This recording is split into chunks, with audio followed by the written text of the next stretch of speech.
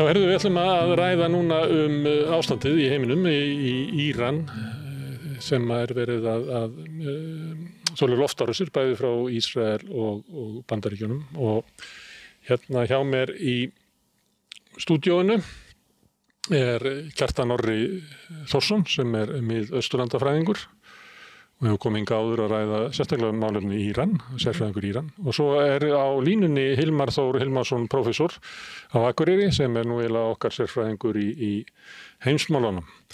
Má ég kannski byrja hérna í stúdíunum, Kjartan?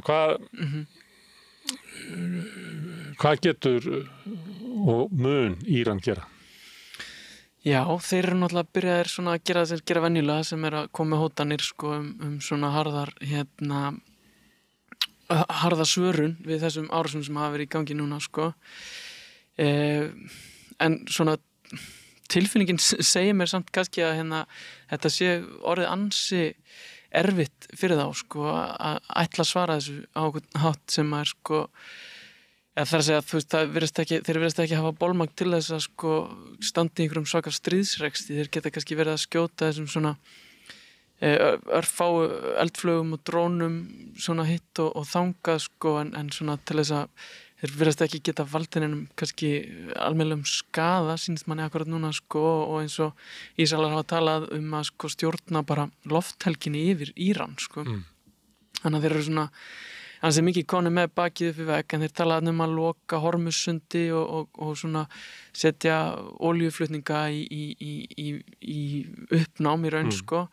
En það hefur náttúrulega heldur ekki góð áhrif á íranskan efnahag. Þannig að þeir kannski virðast alltaf setja púður í það. Svo náttúrulega spurning hvort þeir ákveða samt að ráðast á einhverjar amerískar herstöðvar þarna við Persaflóann sko. Og ég veit náttúrulega ekki hvað þeir gera sko, en svona, það er svona eitthvað sem að segja manni að kannski sé að þeir séu kannski að leita einhverja leið út sko, af því að þetta getur náttúrulega ekki gengið fyrir Írani sko, að standa í stríðsrekstri við Bandaríkin og Ísrael sem samvinnu menn á móti þeim einum sko. En þetta hljómar svolítið bara eins og Donald Trump leggur þetta upp að hótunin að allt sem að Írani gera verður svarað með svo feiknarlegu afli að þeir þorir raunverulega ekki að gera neitt og þess vegna eiginlega eina sem að þeim stendur til boða eitthvað sem að mætti kalla sem svona skilyrðislaus uppgjöf, að þeir bara fallast á kröfur Bandaríkjanna og Ísrael. Já, það er svo sem kannski það er kannski það sem maður hefur helst áhyggjur af sko, að menn samþykir en ekki skilyrðislausa uppgjöf sko, og þá haldi þetta áfram svona á hjólkopnum einhvern veginn, þessi stríðsrekstur Írana sko, að þeir ætla ekki að gefast upp og ætla ekki að gefa eftir kannski, vilja náttúrulega sko, að því maður sér eiginlega ekki heldur hvernig íslamska lýðveldið ætlar að berga andliti eða að halda áfram sem bara konsept ef þeir fara að gefa eftir einhver svona skilyrðislausa uppgjöf þarna sko. Þannig að mér finnst það ólíklegt að það þyrfti þá að koma eitthvað á móti sem að maður sér samt ekki alveg kannski hvað væri frá kannski Bandaríkjunum eða Ísrael sko, það verði einhver svona útleið fyrir Írani sko, en hver hún er kannski svolítið óljóst akkurat núna sko. Hilmar, hvað segir þú þetta mat? Heldurðu að Bandaríkin og Ísrael séu raunverulega í þeirri stöðu að þeir geti sagt Íran að standa og sitja eins og þau vilja? Nei, ég er algjörlega ósammála þessari greiningu. Ég er ekki afsömu blaðsíð á því í þessu máli. Fyrst þá hélt ég myndi spyrja sko, hvers vegna gerir Donald Trump þessa árás á Íran. Hann fer að senda, ég held þessar eldflugvélar, þessar sprengjur sem fóru inn þarna á B2 orrustuþotum. Þær eru 15 tonn stykki og það fóru held í 3 vélar og 6 sprengjur. Og þessar sprengjur sem ég skilst, ég er ekki sprengjusérfræðingur, en þær sprengja 60 metra ofan í 60 metra niður, meðan mér skilst að aðstæða sem kjarnorkuprógram Írana sé miklu leit 80 metra ofan í jörðinni, þannig að þeir þurfa þá að sprengja tvisvar og líkurnar að því að þeir hitti akkurat, þannig að þeir sprengja akkurat sömu holuna aftur tvisvar, eru mjög litlar. Alltaf þessar þotur eru hætt að vera skotna niður, þannig að það er mjög erfitt að athafna sig þarna. Ég held að það er algjört vafa atriði að þetta hafi verið unnið mikið tjón. Það veit það samt enginn og við munum ekkert vita. Og ég velti fyrir mig hvernig stendur því að Donald Trump, hann sagðist þetta taka 2 vikur í að skoða hvað hann ætlaði að gera. Hann gerði þetta svo og hversu það gerir hann, maður veltir fyrir hvernig þetta er á því. Ég kann ekki svari við því en allavega það sem að mér dettur samt í hug að hann hafi hugsað svo að það gæti farið út í það að Netanyahu myndi beita kjarnorkuvopnum. Það er eina leiðin til þess að eyðileggja þessar stöðvar alveg algjörlega sem er 80 metrum út í jörðinni. Hann gæti gert það og þá hugsa hann svo að það gæti verið betra fyrir Bandaríkin að nota hefðbundin vopn og gera þessa árás heldur en að bíða eftir því að Netanyahu grípi til einhverja slíkra aðgerða. Þannig að ég held að það sé kannski það sem að gerðist þarna og svo náttúrulega fyrir utan það að það var þessi langur aðdragandi þessari loftarás, langur aðdragandi og Íran hefur getið búin að fjarlægja megnið af því dóti sem þarna er inni löngu áður en árás sem var gerð. Það var alltaf verið að tala um þessi árás og mér er þess að sýnt kort hvað ætti að gera árás. Þannig að ef þú fer að vita árás kannski viku eða meira fyrirvara, hvað gerur þú? Þú fjarlægir dótið.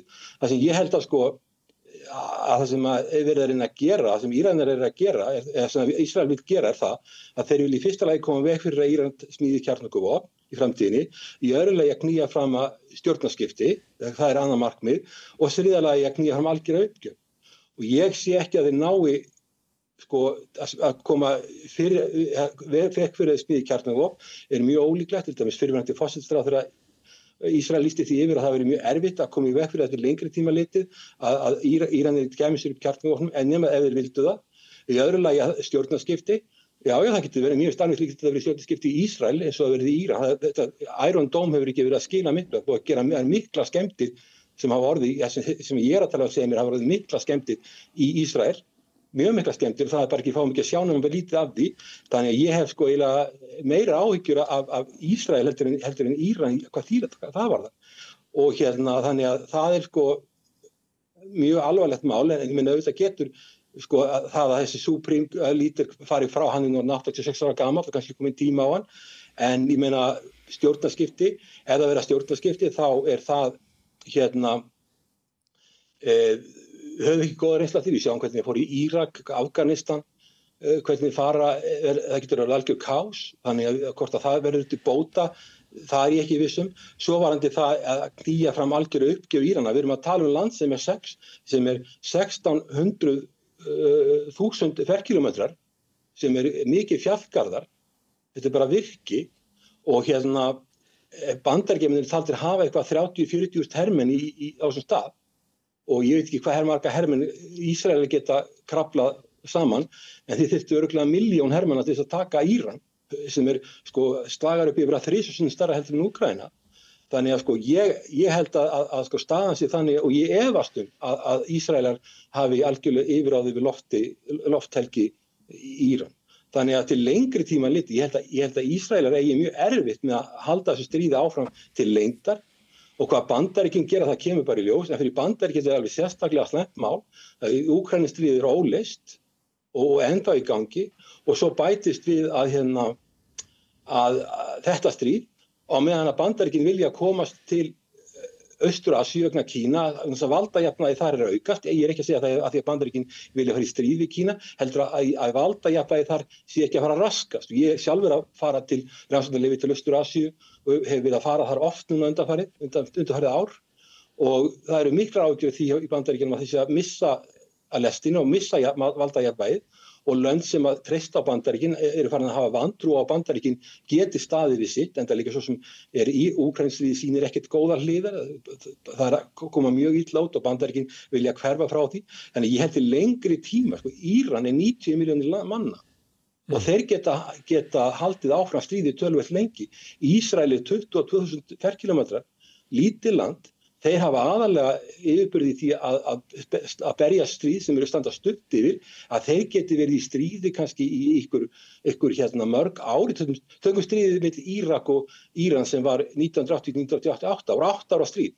Ég sagði ekki fyrir mér að Ísrael geti haldið út í stríð við Íran í 8 ár, eins og það stríðið var yfir Írak. Og svo fyrir utan það var utanríkisráðherra Íran í Moskvu bara núna og Moskva er bandamaður bandamaður Írans og svo náttúrulega Kína sem hefur mikla hagsmuni í Íran líka, að þetta fari ekki illa. Þannig að ég ekkit viss að þetta til lengdar að þetta þýði það og svo fyrir Bandaríkin að fara í algjört stríð við Íran miðað við reynsluna í Afganistan sem var 20 ára stríð. Það væri algjörlega fáránlegt. Þannig að ég get ekki ímyndað mér að þeir myndu gera það. Þannig að það sem ég held að þetta myndi gera, ég held að þetta myndi þýða það, ekki það, það mun ekki, þetta fyrsta markmið að taka kjarnorkuvopnin út, það mun ekki takast.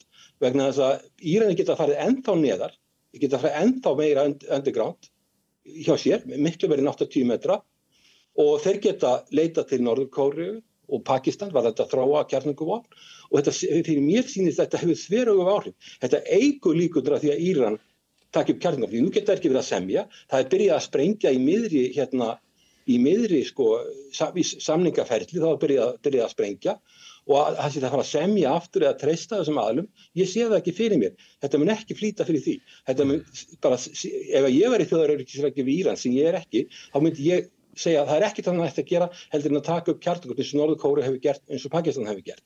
Ekki að því að mér finnst það gott, heldur reynslan þessi, að það er, Netanyahu er búinn að segja í 30 ár að Íranir séu 2 vikum frá því að koma sér upp kjarnorkuvopnum. Og ég meina, ég tek mark á því. Hilmar, má ekki vera að stjórnvöld í Íran standi svo veikt að þau bara þoli ekki þetta álag, þess að einhver myndi orða það á Vesturlöndum, svona niðurlægingu sem felst í þessum árásum og svo linnulausar árásir á Teheran og mannfall inn í Íran og það hefur verið að myrða herforingja og forystumenn í ríkisstjórninni.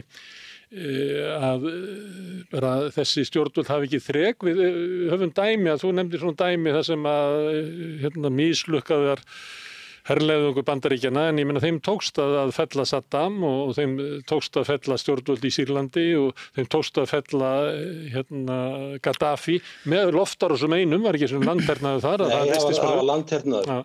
Og það var ekki loftárásir og í Afganistan var langur loftárásir. Ég er ekki þessi útilokað, ég bara sé það ekkit fyrir mér, sko, þó að það sé í landi sem er 90 milljónir manna, að þá að sé feldur ykkur hersöðingi, þá bara kemur maður nummer 2 og ef hann er feldur þá kemur maður nummer 3 og í mörgum tilvikum er maður nummer 2 og 3 betri hæfari en heldur en maður nummer 1, hann getur líka verið lakari, en ég er ekkit samferður um það að það sé þannig.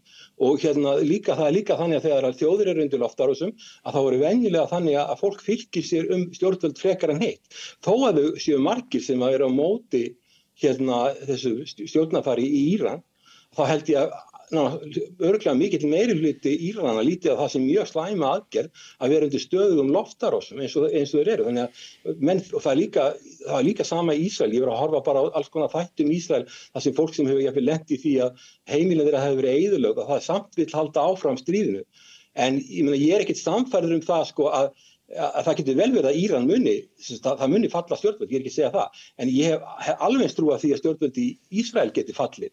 Og þess að Ísrael er miklu smarra, miklu minna, það er 1/10 af fólksfjöldanum og það er svo spurningi hvað Bandaríkin gera í þessu máli. Bandaríkin gátu ekki sigrað Afganistan í 20 ára stríði. Gátu það ekki. Það er minna heldur en Íran. En Kjartan, þegar að Rússar réðust inn í Úkraínu, þá var Zelenský ekkert vinsæll. Stóð bara veikt. Já, en sko ég held í fyrsta lagi að við Hilmar séum til dæmis ekki beint ósammála eins og hann byrjaði hérna á að tala sko, því að ég held við séum kannski meira sammála en hann var að tala hérna núna sko. Vegna þess að það er alveg rétt sko að menn, já ég myndi kannski ekki segja að vera rétt að menn sé að flykkjast utan stjórnvöld beint sko, því að þú veist við verðum bara að taka íslamska lýðveldið og Íran sem sikvaran hlutin í raun sko og það sem við getum sko verið sammála og það sem að ég held að svona, það sem að maður hefur séð að það sem fólk er að spá í er náttúrulega einmitt að horfa til Afganistan og Líbíu, Írak, þessara staða sem falla gjörsamlega í kaos þegar Bandaríkin ráðast þar inn sko. Þannig að við horfum á þetta frá sko íranskri hlið þá held ég að fólk svona óttist taka mest og þetta er svona það sem að kannski fólk virðist aðalega verið að tala að það er endalaust verið að þá eru að tala þessa Narges Mohammadi til dæmis fekk friðarverðlaun Nóbels 2023 sem er íransk svona aktivisti það sem hún talar bara þú veist það er aldrei að fara að koma friður með sprengjum það er aldrei að fara að koma lýðræði með sprengjum, við fáum aldrei jafnræði, allt þetta fáum við aldrei með sprengjum og við verðum að gera hvað annað. Það alltaf verður að vera önnur leið til þess að við fáum það sem við viljum ná fram hérna í íransku samfélagi. Þannig ég held að mótstaðan sko,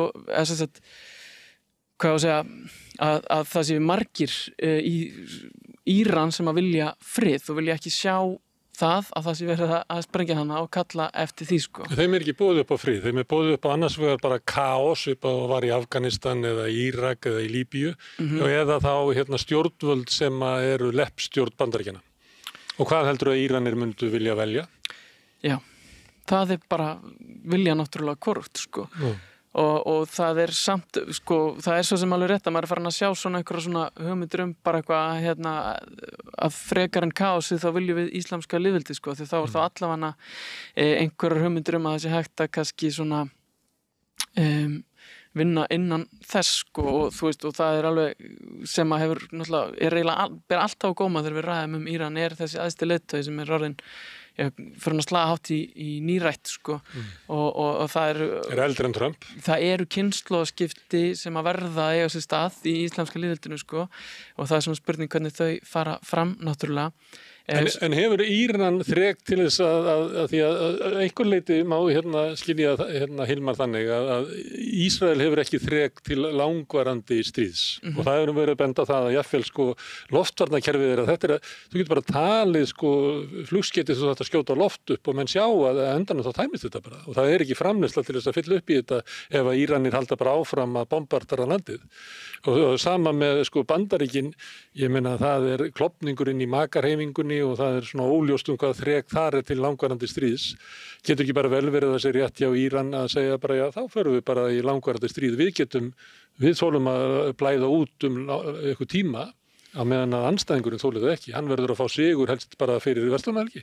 Jú, og það alveg svona sko ekkert eitthvað sem ég ætla að útiloka heldur sko, þó að svona mín tilfinning sem kannski bara bjartsýni sko, var að vona að þetta myndi leysast einhvern veginn öðruvísi, en þeir eru náttúrulega strax farnir að tala þetta, þeir séu svona land píslarvotta, þeir eru að rifja upp stríða móti Írak til dæmis sem stóð þannig í 8 ár og í raun lengur en það þurfti að standa bara vegna þess að það var bara einhvern veginn íslamska lýðveldi komið á svona automatík með það dæmi allt sko, þannig að það alveg rétt að stjórnvöld högnuðust á því að það væru mannfórnir á vígvellinum. Já. Og náðu svona kannski í því stríði að svona sementera sína stjórn á sínum tíma sko, en það náttúrulega allt önnur staða uppi núna og eins og segjum sko, þú veist, ef þetta á að fara að standa í einhvern langan tíma þá var æðsti leiðtoginn til dæmis ekki að fara að klára, þá voru skiptum æðsta leiðtoga á þeim stríðstíma, ef þetta er að fara að standa til lengri tíma, það eru allar líkur á því þó að við getum náttúrulega aldrei sagt fyrir hversu lengi menn lifa á allt þetta sko. En þannig að já, maður svona það klálega möguleikin á þessu að þetta verði svona langsótt stríð hjá Íranum sko, en En ef við myndum stoppa einn Íran út á götu og segja við hann eina leiðin til þess að þið geti búið við frið að koma ykkur upp í kjarnorkuvopnum. Heldur að fólk myndi jánka því?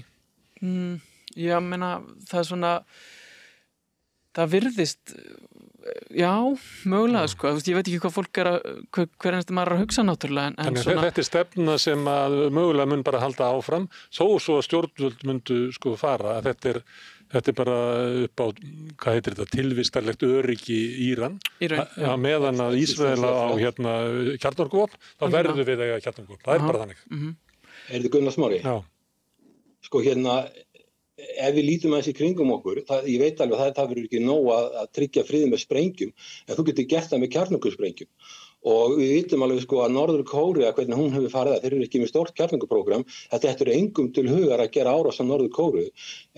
Mennum dettur í huga að gera árás á Rússland, því það ákveðin stöðleiki þar, þeir eiga stærsta eða næstasta kjarnorkuvopnabúr í heiminum. En það virðist ekki vera mikill ótti við það, en allavega það myndi enginn þetta til að ráðast á Norður Kóreu af því þeir eru með kjarnorkuvopn.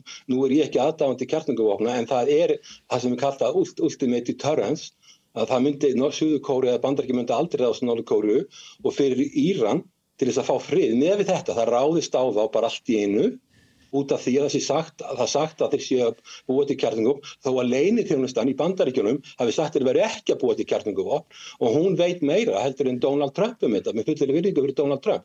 Hann hafa sagt að þeir væru ekki að búa til kjarnorkuvopn, en samt var því bara breytt og mér skilst að þessum embættismanni sem sagði að það væri ekki að búa til kjarnorkuvopn, henni hafi bara verið sagt að þú voru bara rekin og stofnunin hafi lögð niður ef þú segir ekki að sé að koma kjarnorkuvopn.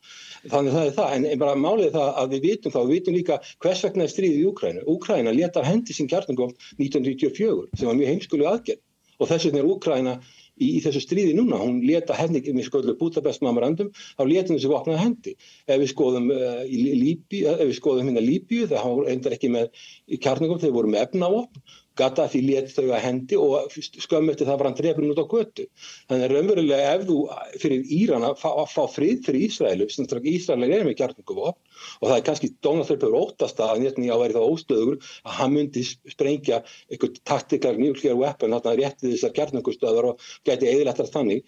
En ég meina það alveg ljóst að, mér finnst þetta að vera ljóst að fyrir Írani þá það eina leiðin til að vera öryggi. Það slæm leið, vegna þess að það sérstaklega slæm leið vegna þess, en samt sem það kannski eina leiðin núna. En það slæm leið vegna þess að Sátarnir hafa sagt að þá myndi þeir vilja kjarnorkuvopn og svo fleiri lönd, eins og Egyptaland og Tyrkland og svona framvegis. Þannig að ég held að það ekki að gera stjórnvöldum uppi yfirvegun sem að stunda þjóðarmorð á Gaza. Hvað segirðu? Það ekki að gera stjórnvöldum uppi yfirvegun sem að stunda þjóðarmorð á Gaza, þannig að í sjálfu sér ættu við að óttast að Ísraelsmenn gætu notað kjarnorkuvopn á Íran. Já, ég reyna að skilja Trump. Hvað hann að hugsa? Maðurinn fábjáni eða ekki? Ég held ekki, hann sé ekki fábjáni.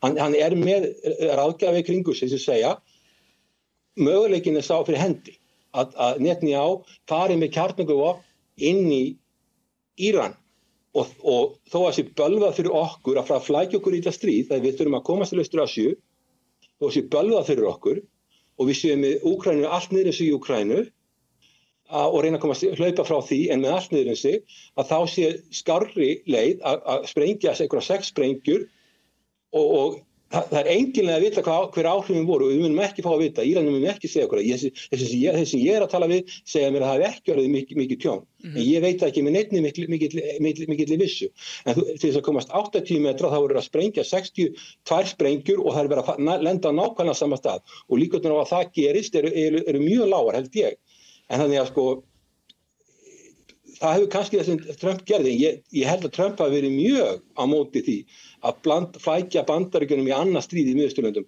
en hann kannski óttaðist þetta og þú Gunnar Smári, ertu sammála með eitthvað? Nei, ég bara, hann gerði það, ég þarf ekkert að hafa skoðun á því. Hann hefur ekki, ég að segja það, hann óttaðist að Netanyahu myndi sprengja kjarnorkusprengju. Það er spurningin, hefði Netanyahu sprengt það sem kallað tactical nuclear weapon í þessum, ég veit það ekki. En það allavega það eina sem ég fæ þess að ganga upp í mínu hefði hvers vegna Bandaríkjamenn fór í þetta strax. Því það ekki mikill stuðningur við þetta í Bandaríkjunum, þessi átök. Nei, en mér veist samt sko Trump hafa byrjað að tala fyrir svona 2 vikum eða rúmlega það eins og Íranir hefður öfulega enga valkosti því að valkostur annarkvort gangið að okkar samningum eða þeir muni fá, ég meina eins og hann orðar það einhvern veginn meira í afl heldur þau hafi nokkuð tíma geta ímynda ykkur og bla bla bla bla. Þannig að mér finnst að tala svona í nokkra vikur sko. Hann tók það ákvörðun að flýja Afganistan með skömm flýjandi Afganistan eftir 20 ára stríð sem kostaði einhverja trilljónir lengsta stríð sem Bandaríkin hafa háð og en það lenti á Biden því að herlið var dregið tilbaka á uppbyggja kjörtímabilsins Biden en hann ákvað, hann örugglega ekki búinn að gleyma því að hann þurfti að taka það ákvörðun á fyrra kjörtímabilinu að yfirgefa Afganistan með algjöru tapi.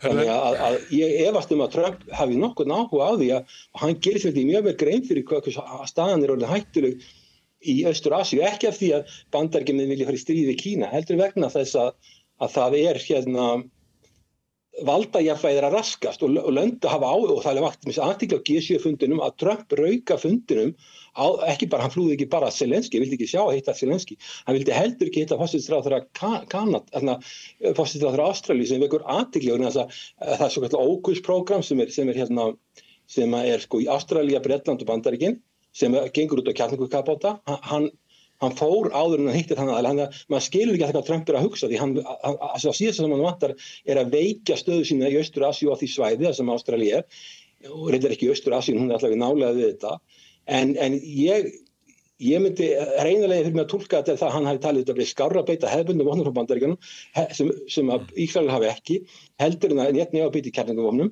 en það reynast ekki síðan, ég held að hann átti sig alveg á því að ef við erum að tala um langtíma stríð í Íran með Bandaríkjunum og landgöngulið, það er ekki inn í myndinni. Að Bandaríki fara að senda landir til að taka Íran, það er fáránleg hugmynd. Þeir myndu þurfa meira en 1.000.000 hermanna. Þetta er hér við 3.000 starra heldur en Úkraína. Og þetta er óbáslega hálent og svo er þetta eyðimerkur hérna. Þetta er mjög erfið aðstæða. Við dettur ekki til hugar að halda það að hann myndi fara að gera árás. Og það er eina leið til að ná landinu undir sig og algjör uppgjöf. Það hefur verið gert með landherinn, ekki bara við sprengjum, lofti. Ég bara algjörlega og það er náttúrulega kannski, þú veist, það er kannski eina verið en að semja við svona menn eins og Trump kannski að vera í stríði og þeir eru gjörsamlega ódreifnilegir með þetta dæmi, sko. Hann er bara að myrða mennina sem að sátu við samningsborðið. Það er ekki hægt að eiga samninga við slíka menn. Það er náttúrulega algjörlega dæmið og kannski þú veist, maður sér heldur nefnilega alls ekki fyrir sér að þetta verði einhvers konar landhernaðar en að það er kannski þar sem maður sér að Íranir séu í erfiðri stöðu, sko, ef þetta er þessar flugárásir og það sem að menn eru búin að vera að gera og segja, þeir náttúrulega segja eitt og gera annað og baka svo og segja eitthvað annað og þú veist, maður er alveg svona eiginlega ringlaður að fylgjast með svona tímalínunum í yfirlýsingum bara hjá ráðamönnum í Ísrael og náttúrulega Trump sjálfum, sko, og kannski þeim sem eru í kringum hann. Að því við erum bæði að sjá, sko, við erum að sjá bara, þú veist, í dag er verið að hóta mestu árásum á Teheran sem sést hafa eða hvað er sem að menn er að segja, sko, og það eru náttúrulega engir kjarnorkuinnviðir þar. Þeir eru annars staðar. Þannig að þetta er náttúrulega klálega bara verið að ráðast á fólk og saklausa borgara sem hafa engan áhuga að standa í stríði, sko, og Íran virðist ekki geta ráðið við það að stöðva þær. Það er að segja þeirra svona loft varnarkerfi virðist vera það lamað að þeir ráða ekkert við þetta sem að hvort að Ísrael ráði alvörinu yfir allir í lofthelgin eða ekki, þá virðast þeir samt geta sendt sprengjur hvert sem er án þess að það svona sé neitt þar til að stoppa það, sko. Þannig að þú veist að við erum að sjá það, við erum líka að sjá sko, þú veist það sem að mér finnst eiginlega merkilegt að sjá í þessu dæmi er að nú er maður að sjá bara, þú veist, utanríkisráðherra að tala um að ef klerkastjórnin væri með kjarnorkuvopn þá væri það vandamál fyrir Norðurlönd, sko. En maður það sem maður er að horfa samt upp á er sko Netanyahu og Trump trekk að brjóta alþjóðalög og gefa skít í allar alþjóðastofnanir sem ég myndi að telja að væri sko miklu meira vandamál fyrir Norðurlönd nokkuð tíman heldur en þessi svona hugmyndafræðilega kjarnorkusprengja sem að Íranir ættu kannski einhvern tímann að geta ráðið yfir ef þeir gera eitthvað ákveðna hluti. Að okkar helstu bandamenn fremji stríðsglæpi og brjóti alþjóðalög. Já, fyrir utan að þeir eru búin að vera að hóta og þá er að tala um Trump, sko, að taka yfir ákveðið Norðurland sem er Grænland, sko, með hernaðarvaldi eða svona ekki neita og neita og hvað sem þeir gera þar, sko. Í tengslu við þetta, Íran hefur náttúrulega verið svolítið einangrað á heimsvísu og liðið fyrir viðskiptaþvinganir vesturveldana. Geta þessi átök orðið til þess að Íran finni sér fleiri bandamenn sem að þykir ekkert súrt að styðja þá sem að standa í stríði við Bandaríkin og Ísrael? Meina við erum náttúrulega búin að vera að sjá ákveðna þróun í kannski einhverja blokkir hana sem eru Bandaríkin og kannski Evrópa þó þessi nú kannski ekki gott samstarf þar og var áður og svo mögulega Kínverja, Rússa og Írani vinna eitthvað saman og við hefum svo sem séð það í Úkraínu líka en kannski, já. Þannig að það geti raunverulega styrt Íran á heimsvísu, við getum orðað þessu svo. Já, Gunnar Smári, má ég aðeins koma að stað. Sko, Íran er í BRICS sem eru 80% mannkins er í BRICS og BRICS er stærra hagkerfi heldur en G7 eða stefnir í það. Þannig að sko, þeir eru í sambandi við 80%, sko, Vesturlönd er ekki með 12% af mannkyninu. Þannig að það er aldrei ekki þessi eitthvað einangrast þannig séu auðvitað að hafa orðið fyrir viðskiptaþvingunum. En ég vil líka vekja þetta. Heldur þessi átök geti leitt til þess að Íran raunverulega styrkist á heimsvísu, að þau finni sér traustari bandamenn geti átt í frekari viðskiptum víðar heldur en áður. Að þetta sé jafnvel til lengri tíma bara ágætt fyrir Íran. Ég veit ekki, sko, allavega það, þeir eru ekkit einangrað, þeir eru í Belt and Road, Belt og Braut hjá Kína, þeir eru í sambandi við Rússa, þeir eru í BRICS, þannig að þeir eru ekkit einangraðir, þannig séð, en að því við vorum að tala Íran og auðvitað alveg rétt að Íran búið að vera undir viðskiptabanni mjög lengi og það hefur haft slæm áhrif á landi, en að því ég vildi bara nefna líka Ísrael, að því þið talið svolítið svo Ísrael, að það sé sko standi betur en Íran, hvernig haldið þið, þetta er 22.000 ferkilometrar, það er ekki hægt, hagkerfið er bara stopp. Það er ekki hægt að reka þetta hagkerfi, fólk getur ekki mætt í vinnuna, flugvellir eru lokaðir. Hvað haldið þið að vísindamenn sem búa, Ísrael er hátækniríki, hvað haldið þið að vísindamenn, fólk í háum stöðum og sem er á launahátt, vilji búa í landi sem er svona óstöðugt? Hvað áhrif hefur þetta á erlenda fjárfestingu? Þannig að þess vegna þegar ég segi það að Ísrael get ekki haldið þetta út mjög lengi, það er ekki bara það að þetta sé lítið land og þeir hafa ekki verið í löngum stríðum sem þeir hafa tekið þátt í hafa staðið til að skamman tíma yfirleitt.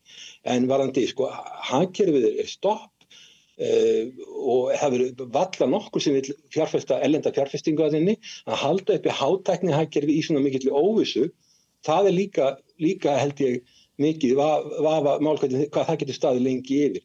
En varðandi í Íran þá held ég að þeir, ég meina, auðvitað hefur þessi Vesturlanda viðskiptaþvinganir, ég skilum ekki utanríkisráðherrann að tala að Norðurlöndunum stafi eitthvað mikil ógn að þessu. Ég held að það sé ekki mikla líkur að því að Íran fara að ráðast á Norðurlöndin. Ég skil ekki alveg hvað er verið að tala þarna.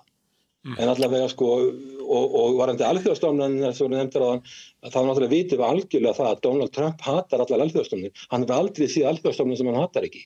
Hvort sem það er alþjóðabankin, alþjóðagjaldeyrissjóðurinn eða Sameinuðu þjóðirnar eða NATO, það er alveg sama hvað það er. Hann hatar þær allar, því hann vill bara vinna einhlið algjörlega. Það var spurningi hvort að Ísrael standist álagið. Það sagði mér eitthvað sem var á Kýpur að það var engu líkar en að Ísrael var að taka yfir Kýpur og það átti við það var svo margir sem var að koma bara til þess að flýja þessa loftárásins. Eyjan væri full af Ísraelsmönnum. Já, ég býsti að maður myndi ekki vilja búa þarna í dag, sko. Og fólk fer í burtu frá þessu vegna þess að það getur blossað upp átökurna hvenær sem er. Og ef að Íran kemur sér upp í kjarnorkuvopni þá óttast þetta fólk þá og fyrrverandi forsætisráðherra Ísrael sem var líka varnarmálaráðherra sem var að vitna í áðan, hann sagði að það væri engin leið til lengri tíma að koma í veg fyrir að Íran kemur sér upp vopnum. Það er búið að rífa hana samningasundu sem Obama gerði, hann er ekki lengur í gildi og núna eru Íranir algjörlega þeir eru ekki með bundnar hendurnar neinu leyti, þeir geta gert hvað sem er. Og ég myndi ekkert ganga ennþá lengra, ég ætla ekki að útiloka það til þess að aðeins að augra ykkur svolítið meira að Íran geti fengið kjarnorkuvopn frá Norður-Kóreu eða Pakistan. Pakistan það er 900 km landamæri við Pakistan og Pakistan það var eitthvað sem lýstu því við það embættismenn að ef að Ísrael myndi beita kjarnorkuvopnum í Íran sem er múslimaríki eins og Pakistan, þá myndi þeir svara með kjarnorkuvopnum og ég myndi ekkert útiloka það að Pakistan hreinlega láti Íran hafa kjarnorkuvopn. Ég er ekki að fullyrða það en ég meina það getur margt gerst í þessu. Og því miður það þannig að þessi ultimate deterrent kjarnorkuvopn, það er kannski það eina sem geti leyst þetta úr því að það var ekki hægt að semja og úr því að það þurfti að fara í að gera árás á Íran á meðan að viðræðan stóð. Og það er ekki svona siðlegt, sko. Það eru viðræður í gangi, bæði við Bandaríkin og svo Evrópusambandið og meðan það er í gangi, þá er farið að ráðast á landi. Kjartan, maður gæti orðað spurningu svona, heldurðu að Ísrael geti staðist í lengri tíma?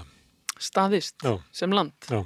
Það er stundu verið að tala það að þessi stefna sem Netanyahu er að reka núna, það sé eiginlega mesta öryggisógnin við Ísrael því að það leiðir til þess að raunverulega fái bara Ísraels ekki staðist. Því að endanum hlýtur að verða ráðist á landið og það hefur svo mikið ófrið gagnvart nágrönnum sínum. Já, ég meina með þessu áframhaldi að þá er alveg rétt að þetta fólk fer væntanlega ekki að flykkjast þangað það sem þetta er í gangi og þetta veikir landið á endanum og þess vegna er bara agalegt að fylgjast með þessu dæmiöllu að það sem verið að gefa skít í einhverja diplómatíska leiðir og samvinnu alþjóða allt bara að þarna séu að sjá bara árásargirni og svona þessa tilfinningu sem maður fær fyrir því að menn séu einmitt að standa í einhvers konar stríðsreksti til þess að einmitt að svona loka fyrir gagnrýnisraddir heima fyrir og svo sem kannski líka út í heimi sem að mér finnst svona bagalegt að hafi tekist að einhverju leyti. Það sem við erum búin að sjá svona frekar mikið af einhverjum svona yfirlýsingum frá evrópskum ráðamönnum rétt Ísraels til að verja sig í þessu máli sem að svolítið einmitt erfitt að bara ná kannski hausnum hans utanum þá lógík sko. Þess að þú ert að gera svona árásir áður en eitthvað gerist og áður en eitthvað getur gerst og eitthvað leið sem að bara í trássi við alþjóðalög sko. En samt eru menn komnir hann á Bandaríkin taka sér sambærilega rétt að þeir geti bombarderað inn í Íran út frá einhverjum skilgreiningu á sínum öryggishagsmunum. Akkurat, og það mesta ágefni kannski fyrst mér sko. Já, má ég aðeins spyrja ykkur að einu sem að svolítið áberandi í bara umræðum núna eftir þessar loftárásir og raunverulega bara í tengslu við Gaza og fleira, sem svona fréttaflutningur á Vesturlöndum.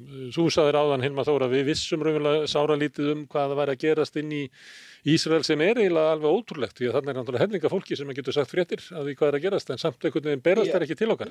Hvað eitthvað að upplýsingarmiðlun á Vesturlöndum þannig að það sé alltaf verið að halda að okkur einhverjum röngum upplýsingum? Já, ef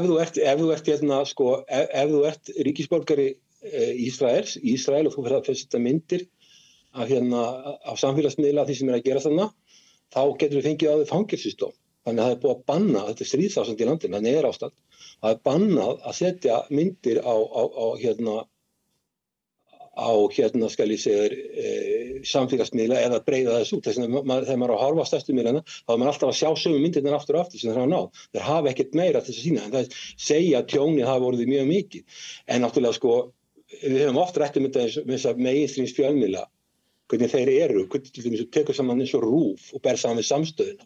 Það er allt önnur umræða sem fer fram á samstöðunni heldur en sem fer fram á þessu meginstreams fjölmiðlum sem að allir enduróma það sem að Bandaríkin segja og Evrópusambandið leppur Bandaríkin á endurómar Washington og það, eins og ég sagði því einhvern veginn þætti að einn æðsti háttsettur ráðgjafi George W. Bush sagði við fréttamenn we create reality and you report it. Þannig að það er búin til einhver veruleiki. Svo eru það minni miðlar sem kallað alternate eða sem sagt eru aðrir miðlar eins og þessi sem eru minni sem að þora og við erum með breiðari umræðu. En ég minna umræðan bara hér á landi er mjög svona einhæf. Til dæmis sérstaklega ríkisfjölmiðillinn sem er ekki að sinna sínu laga hlutverki að tryggja breiða og málefnalega umræðu í landinu. Algjörlega breytt í hlutverki. Þetta er svolítið vandamál í okkar heimsluta. Ég heyrði mann segja daginn að þú getur alveg lesið Wall Street Journal af því það er stundur svona alvöru blaðamennska ennþá og inn í fréttunum, þá sérðu hvernig veikleikar Ísraels eru, en ef þú ferði yfir á leiðarasíðurnar eða skoðanasíðurnar, þá færðu bara einhverja dellu hinsmynd sem hann bara á sér enga stoð í raunveruleikunum. Það er áróðusrit að miklu leyti Wall Street Journal og það dregur mjög taum Ísraelsmenn en ísraelski gyðingar eru náttúrulega mjög öflugir í Bandaríkjunum. En ég tók þetta dæmi einmitt út af því að menn eru byrjað að tala um það, okkar fjölmiðla, að þú þurfir eiginlega svona svolítið hæfni að lesa á milli línana til þess að fá raunverulegt ástand í stríðinu. Meir en það, þú ert að hleypa fólki aðeins og þú ert að gera sem hefur aðra skoðanir heldur en RÚV og slíkir fjölmiðlar. Og það er töluvert mikið, það sem er vandamáli fyrir þess að mainstream fjölmiðla sem hafa verið ráðandi, það eru komnar marga aðra stöðvar sem gera þeim erfitt fyrir að koma í veg fyrir að eitthvað sem er nær sannleikanum fá að koma í ljós. Herðu Kjartan, þegar þú ert að reyna átt á því hvað er að gerast í Íran, hvar finnur þú fréttir? Já, þetta er náttúrulega bara komið á einhverja svona samfélagsmiðla eitthvað þessu og svo reynir maður náttúrulega bara að vera í sambandi við það sem maður þekkir niður frá líka til að heyra hvað er í gangi en það er svo sem líka verið það er kannski stóra vandamáli núna er náttúrulega internetið hefur legið niðri í Íran ég held að það sé búið að standa í 4 daga núna sem að það bara búið að skrúa fyrir það og menn tala um að það sé út af því að svona eitthvað cyber security ástæður fyrir því en það er náttúrulega bara hörð ritskoðun bæði í Ísrael og í Íran náttúrulega í kringum þetta allt saman sko, þannig að það hefur verið erfitt að nálgast upplýsingar en þó eitthvað komið út sko og svona, en það verðist vera svona komið sumt á samfélagsmiðla bara frekar en eitthvað annað og þá var náttúrulega ekki grín svo sem að finna hvað rétt og hvað áráður sko. En þessi gagnrýni á svona meginströmsmiðlana á Vesturlöndum að þau básunni bara út bara stefnuna frá Pentagon af því að þú ert náttúrulega að reyna að sitja inn í annan heimsluta sem er kannski með annað sjónarhól og heiminn tekur undir þetta? Já, í raun sko og þú veist að maður sjáu svona, þú veist það oft lítið, ég meina það var einhver tíma þegar Ísraelar tóku þarna af lífi, hvað var 5 ár síðan þegar þeir skutu þarna með einhverjum svona dróna, einhvern svona kjarneðlisvísindamann íranskan þá man ég að fréttirnar komu sko að faðir íransku kjarnorkusprengjunnar væri látinn sko. Svo fór maður að rannsaka aðeins hvaðan sá titill kemur af því að maður til íransk kjarnorkusprengja og þá var þetta svona einhver diplomati sem segir að ef það væri til íransk kjarnorkusprengja þá er þetta faðir hennar og svo þegar hann deyr þá er þetta titillinn sem maður fær einhvern veginn í þessum stóru mainstreams fjölmiðlum sem verður bara út í áróðri öll Vesturlönd. Já, þetta var allt sko, þegar maður fór að rannsaka það var þessi titill út allt sko, en svo sá maður sorsið sko, sem var bara eitthvað sko. Og svo dettur þetta út munnin á öllum utanríkisráðherrum Evrópu eins og oft gerist. Mögulega. Það er svona eins og séu allir með sömu talpunktana. Einmitt. Já, það er sko, Logi Frostason sem er með stöð broadcast, hann var með þáttum þetta, að það kom í ljós að vera að skoða þessa stóru fjölmiðla, þeir voru sömu talpunktarnir, sama orðalagið, sömu málvillurnar, allt sama. Þannig að þetta er svona búið að bara staðlaða þetta og þannig að þetta eru líka fjármagnseigendur á bakvið sem að fjármagna þetta og vilja ákveðið skilaboð koma út. Það var nú bara úttekt á BBC og hvernig þeir fjalla Gaza bara nýlega og það er bara hryllingur að lesa það. Sko. Það er ekkert að marka þetta. Þetta er bara linnulaus áróður, meira og minna því að ef þú er eitthvað satt hingað og þangað en ef þetta er allt klætt í eitthvað sko samingi sem á að fá þig til þess að samþykkja þjóðarmorð þá er það náttúrulega bara eitthvað stórkostlegt að. Já, var ekki líka í þeirri rannsókn að kemur að ljósa þeir sem eru í raun svona á móti þessu þjóðarmorði þeir eru samt farnir að tala á þennan hátt sem að svona fjölmiðlar Já, því annars heyrist ekki í þér. Madriða, sko, sem og þetta hefur aftur gríðarlega áhrif inn í Bretlandi. Við vorum að ræða það hérna fyrir einhverju vikum hvort þetta væri mögulega að bresta. Verðis að til dæmis þingmenn sem eru hérna ansnúnir stuðningi Breta við þetta þjóðarmorð, að þeir hafa raunverulega ekki sko málfrelsi í þinginu. Sko. Bara komast ekki að vegna þess að ef þú talar þá færðu yfir þess líka sko bylgjur fordæmingar að þú bara leggur líf þitt og fjölskyldunar í rúst. Einmitt. Þetta hefur lengi verið. Jimmy Carter sagði það eftir að hann hætti þessi fórseti að þingmaður í Bandaríkjunum sem segði eitthvað sem væri ekki hentað ekki í Ísrael að sá aðili þyrfti ekki að búast til því að ná kjöri á þingi aftur. Þannig að þetta er bara eitthvað sem fyrirverandi fórseti Bandaríkjanna sagði. Herðu, eitt sem að tengist þessu máli sem var mjög athyglisvert í raunverulega aðdraganda þessara sprenginga, að það var svona augljós klofningur í makahreyfingunni í Bandaríkjunum. Það sem að margir sáu viðtal hans Tucker Carlson við Bannon og svo aftur Tucker Carlson við Ted Cruz, það sem þetta kom bara fram þessi klofningur. Má ég spyrja þig, Hilmar, heldur að þetta geti haft áhrif á afstöðu Donald Trump að svona hans kjarnafylgi er raunverulega klofið gagnvart Íran? Ég skal bara segja mig grunar að Netanyahu hafi meira fylgi í Bandaríkjaþingi heldur en Trump. Þannig að sko, jú, það getur vel eitthvað klofningur, það er spurningin, þingi virðist vera alveg búið að gefa upp öndina, það er að auðvitað hefði átt að samþykkja, þingið þetta samþykkja þessa árás, en Trump tekur bara ákvarðanir án þess að hafa samráð við nokkurn aðila. Þetta hefur verið lagt fram í þinginu og þar með verðar að taka þetta fyrir í þessari viku, hvort að þessi samþykkt stríð við Íran. Ég veit það ekki allavega sko, hann tók þessa ákvörðun og ég held að Trump sé að gera sig vonir það er rétt það er klofningur. Ég held að Trump, hann sagði bara ok, nú er ég búin að sprengja þetta allt í loft upp hérna og nú er enginn að ógna þessu lengur og þá verður allir ólánaðir og það verður friður, varanlegur friður. En ég held að Íranar sjá þetta ekki þannig. Það setja að sprengja svona bara og svo bara ferði inn sprengjur og ferði tilbaka og svo gleyma allir öllu og allir verða ólánaði með þetta og Íranar hafa engar afleiðingar og neitt sko. Það held ég að sé, en Trump virðist halda það, en það hendar hann vill losna við Úkraínu og hann langar ekki til þess að byrja átök í þessum heimsluta. Þannig að hann hugsar að þannig, ég held að það muni ekki rætast að þetta verði bara hérna, og það má segja með Donald Trump, hann ætlaði sér að vera friðarforseti, en hann ekki að ná árangri á neinu sviði, hann hvergi, hvort í Úkraínu, nýja þarna, hann alltaf að blása upp, sambandið við Kína mjög slæmt, nú svo fór hann að móka hérna forsætisráðherra Ástralíu, þannig að hann hefur verið klaufskur í varðandi hérna utanríkismanninn hingað til. Og hann heldur kannski að nú þessi bara búið, bara fara að sprengja, svo þetta allt farið tilbaka og verið engar afleiðingar, ég efast að það standist.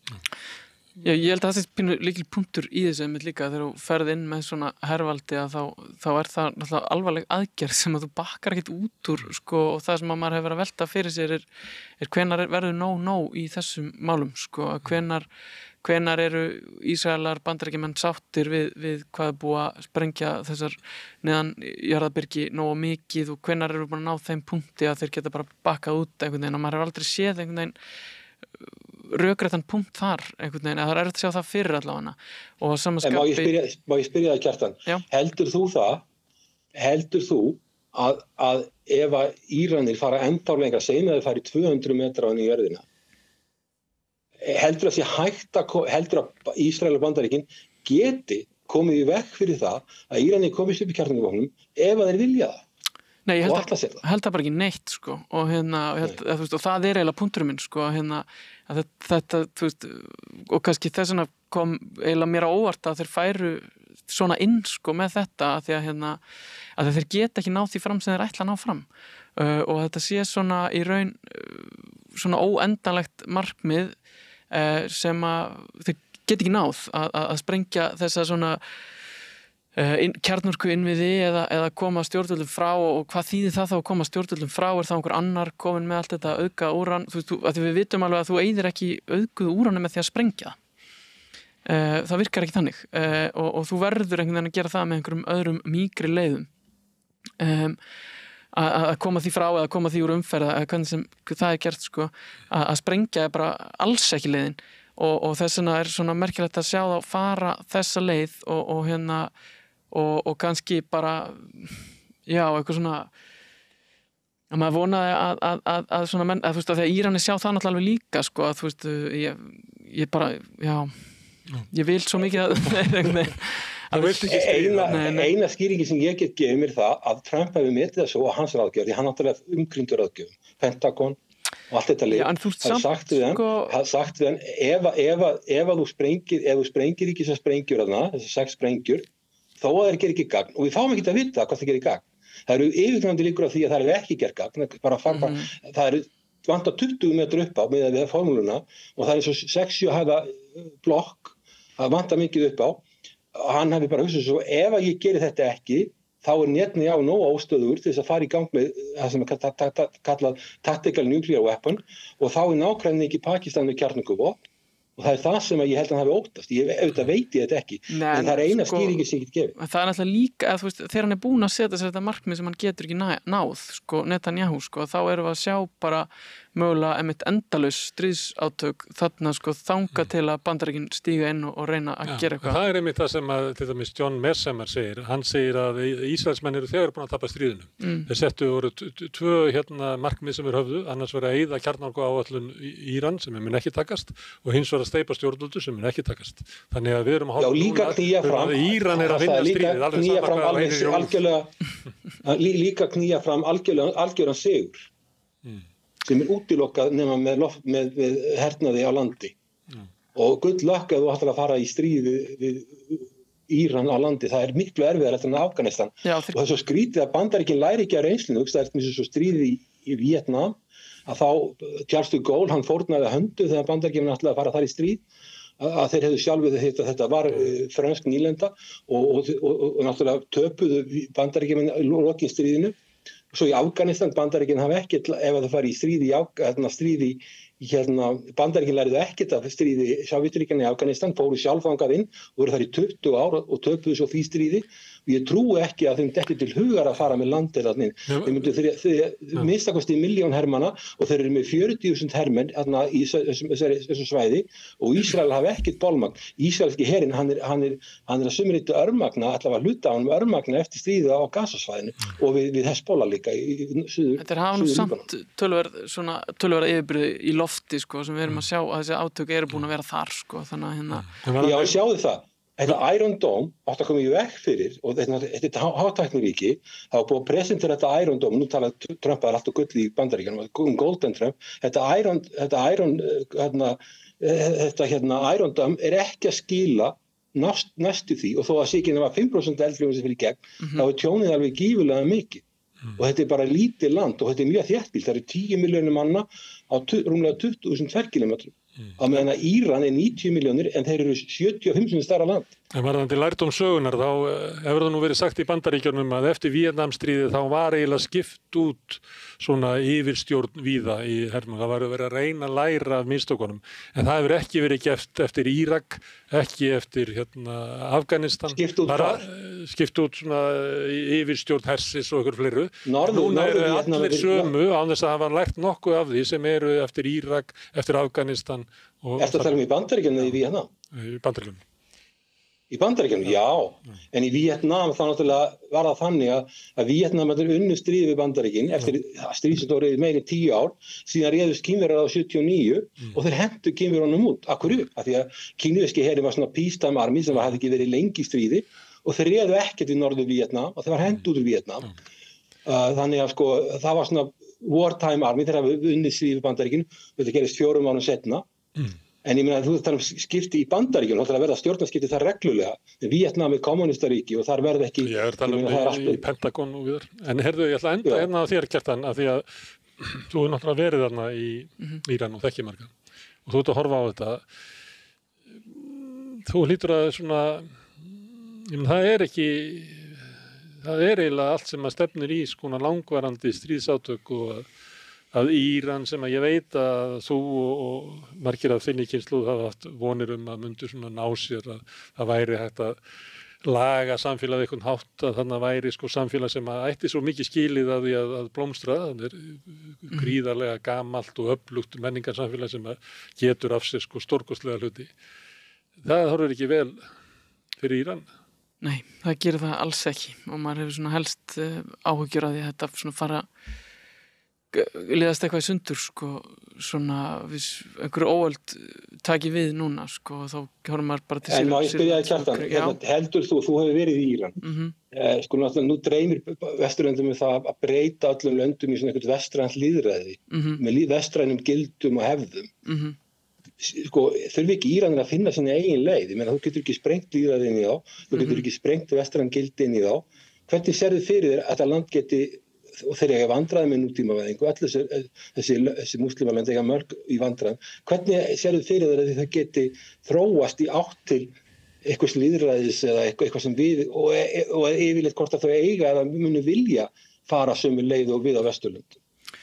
Já, ég meina þú veist að það er náttúrulega bara svona sterkt borgara samfélag og að menn sé að vinna og virkir í sínum samfélögum einhvern veginn og það er alveg stemning fyrir því í Íran eins og annars staðar að menn taki þátt og séu, þú veist, við sjáum bara hvað fólk er duglegt að fara á göturnar og krefjast þó að þessi mjög erfiðar aðstæður til þess að menn fara að mótmæla og menn fara, þú veist, það er alveg öflug hreyfing fyrir því að breyta þessu samfélagi hefur alltaf verið og þrátt fyrir að það sé svona mikið